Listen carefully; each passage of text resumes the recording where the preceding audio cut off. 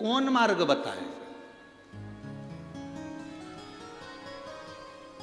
भटका हुआ व्यक्ति शिव का नाम लेकर सत मार्ग पर चल सकता है।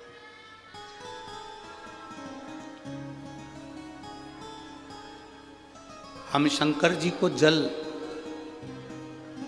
कहां बैठ के चढ़ाते हैं?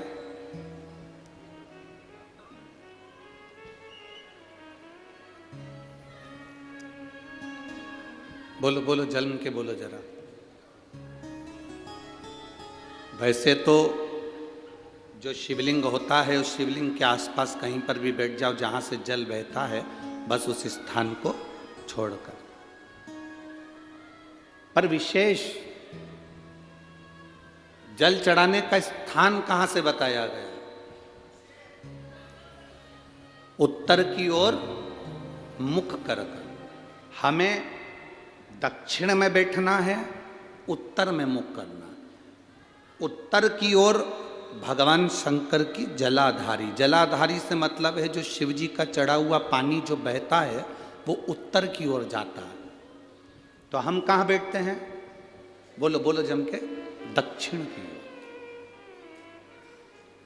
मान लो शिव जी का पानी इधर जा रहा है तो तुम्हें इधर बैठना है, शिव जी का पानी इधर जा रहा है तो तुम्हें इधर बैठना है। वैसे तो शंकर के शिवलिंग के आसपास कहीं पर भी बैठकर पूजन कर सकते हो, पर विशेष कोई कामना होती है, विशेष कोई मनोकामना है और आपका दुख जब कटता नहीं है, आप हार जाते हो, तब उस समय पर दक्षिण में बैठकर जहां उत्तर की ओर मुख कर कर भगवान देवाधिदेव महादेव को जल समर्पित किया जाता है। उत्तर दिशा में ऐसा क्या है कि शंकर जी का जल उत्तर की ओर जाता है?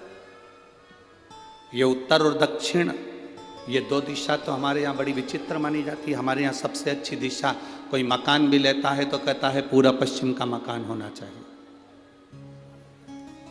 कोई मकान ले, पूर्व का मकान हो, पश्चिम का मकान हो। कोई दुकान ले तो कहते हैं पूरा पश्चिम का मकान दुकान हो।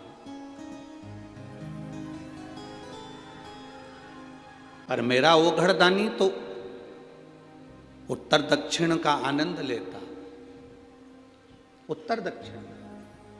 ऐसा दक्षिण दिशा में ऐसा क्या है कि शंकर जी का चढ़ा हुआ जल दक्षिण में ही जाता है?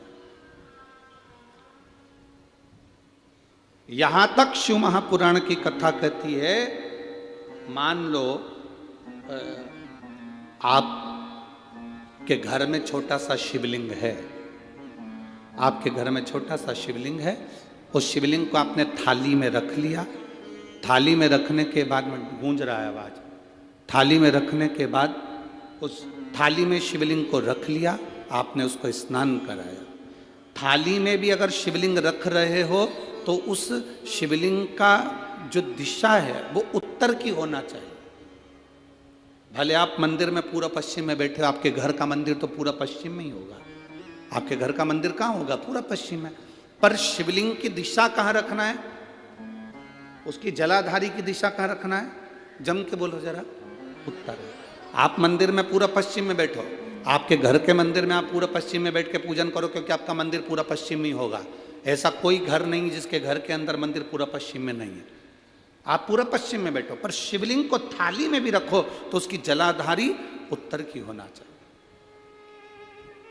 आपने अगर स्नान कराया है, शंकर भगवान के शिवलिंग का जल जो आप लेकर जा रहे हो विसर्जन करने के लिए, शिवलिंग का चढ़ा हुआ पानी जो भगवान को हम घर में स्नान कराते हैं, भगवान को घर में नहलाते हैं, स्नान का जो जल होता है उसको हम ले जाकर जब वृक्ष में डालते हैं, उस समय पर शंकर का घर में चढ़ा हुआ जल जब हम ले जाकर उसको डालते हैं वृक्ष में, अगर आपका ध्यान उत्तर की ओर है, आपका मुख उत्तर की ओर है, भले आप जल डाल रहे हैं पर मुख यदि आपका उत्तर की ओर है तो आपकी मनोकामना पूर्ण होती ही है, ये निश्चित है।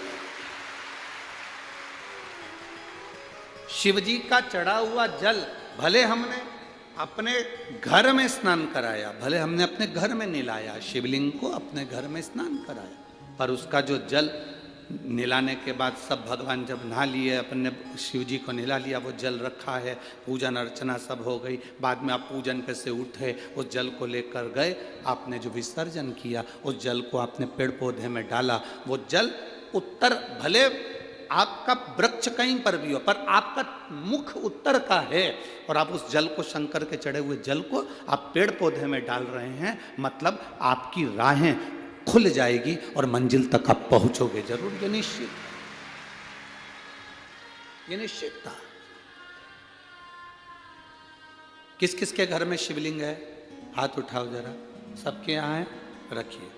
समझने वाली बात है, ये आज की कथा में, जलगांव की कथा में ये प्रसंग निकला है, तो आपके जीवन की सार्थकता रखने वाले।